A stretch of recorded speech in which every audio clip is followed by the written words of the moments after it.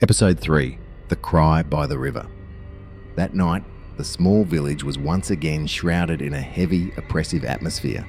After a series of accidents that left the people shaken, Father Miguel and a few brave young men decided to seek the truth. They believed they could no longer live in vague, constant fear. If a supernatural force truly existed, then at the very least, they needed to know what they were facing. Miguel recalled from old church records that the river had long carried strange tales. Even before La Llorona was spoken of, travellers who passed the river at night often reported hearing strange sounds, the sobbing of children or the wailing of women.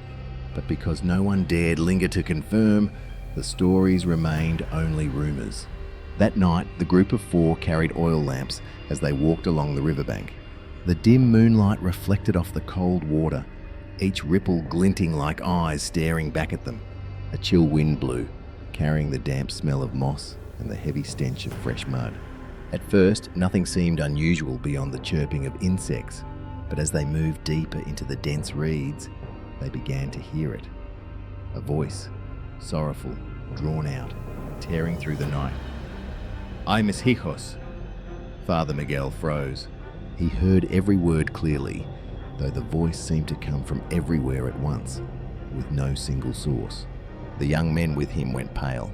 One whispered, trembling, It's the crying. It's her," the weeping echoed, now distant, now near, as if drifting with the river's flow. Miguel motioned for silence and stepped forward. When he raised the lamp to the reeds, the sight made them all recoil in horror.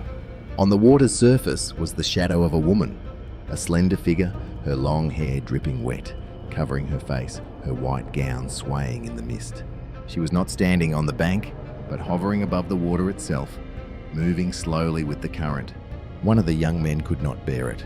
He screamed and bolted, but after only a few steps he fell, crying out in pain. When the others shone their lamps on him, they saw his leg tangled in a drifting branch. Yet what froze their blood were the marks, dark, purple fingerprints pressed deep into his calf, as though someone had gripped him tightly. La Llorona vanished in that instant, leaving the water calm, as though nothing had ever been there. They carried the injured youth back, then sat in silence inside the church. At last Miguel spoke in a low voice. "You have seen it. This is no rumour. She truly exists. But why has she appeared so often only in recent times?" An elder of the village, upon hearing their story, sighed. "Perhaps we have forgotten the past. She never left this river. Only until now, she had no reason to return." His words left the group in heavy silence. What then had stirred La Llorona's wrath?